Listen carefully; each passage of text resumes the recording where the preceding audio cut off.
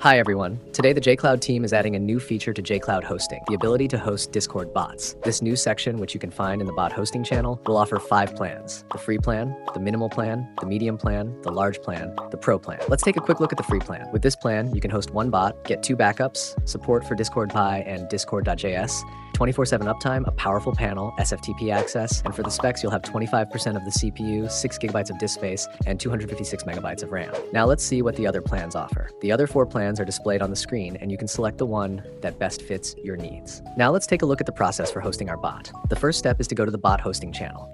In this channel, you will see a button to host your bot, so let's click it. Now if we scroll to the top of the server, we can see a channel with our name. In the first menu, we can select the preset for our plan. I'll go with the medium plan. Then let's select the language in which our bot is coded. I'll go with Python. Now let's click the continue button. If you have any questions, you can write them here. In this case, I don't have any questions. Next, the bot will ask for our username for the panel. I'll go with hosting. Then the bot will ask for our email, so let's enter it and then our name.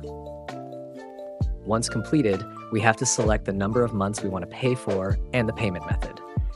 Finally, we have to click the Yes button to send our request. Once accepted, you will need to wait between 30 seconds to 2 minutes. After that, you will receive a message similar to this. Let's open our web browser and enter that URL. Once it loads, let's enter our username and password, and as you can see, we have our servers. Now I'll go to my test server. As you can see, I have a bot, and that bot is offline. So let's host our files. On my desktop, I have a folder with those files, so I'll open the panel and go to the Files section.